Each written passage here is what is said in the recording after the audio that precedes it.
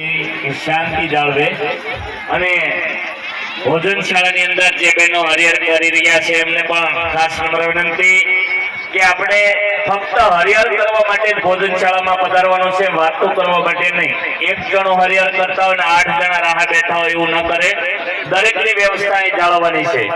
આપણે હરિહર કરી ચૂક્યા હોય તો પ્રેમથી ઊભું થઈ જવાનું ભોજનશાળામાંથી અને બહાર જઈને રાહ જોવાની, કારણ કે આવા મહાન સંતની પરિષદી આરોગો બેઠા હોય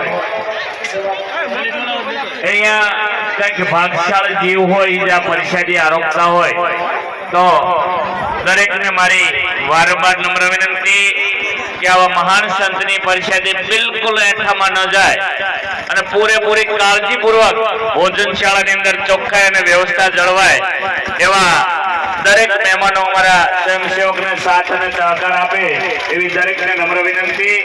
કારણ કે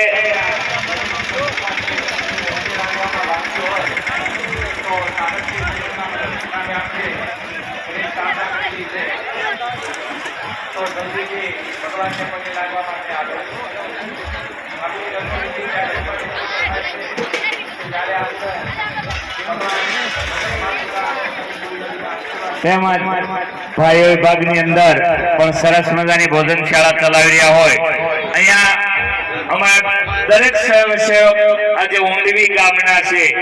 ટોટલ જગ્યાએ બહેનો વિભાગમાં, રસોડા વિભાગમાં અને ભાઈઓ વિભાગમાં તો દરેક સ્વયંસેવકને આપણે સાથ અને સહકાર આપવો, ત્યારે જ આવા ભગીરથ કાર્ય ચાલતા હોય એવી દરેકને અમારી વારંવાર નમ્ર વિનંતી। અને બહેનો માટે પણ ખાસ સૂચના કે ટ્રાફિકની અંદર રહેવાનું હોય ને તો દરેકે પોતપોતાના ઘરેણા દાગીનાની પૂરેપૂરી કાળજી રાખવાની છે। હા, ઘરેણા દાગીના ખોવાઈ જાય, તૂટી જાય એમના જવાબદાર આપણે જ હોય, એટલે દરેક બહેનો ખાસ કાળજી રાખે। નથી અમારા સ્વયંસેવક પાસેથી માગી પણ લેવાનું, પણ આવા મહાન સંતની પરિષદીનો બિલકુલ બગાડ ન થાય એની દરેક કાળજી રાખે।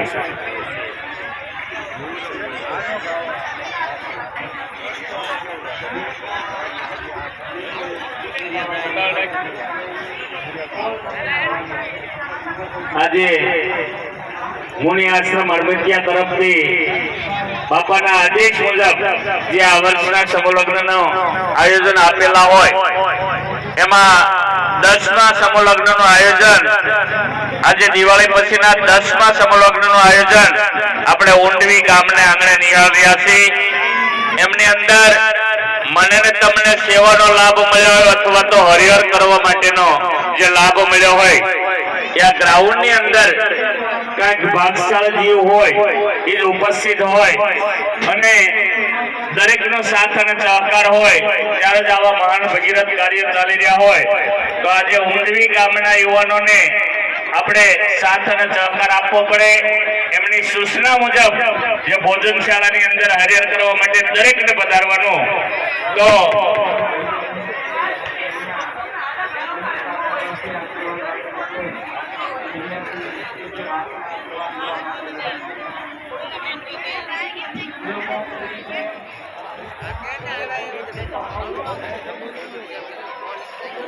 મોટા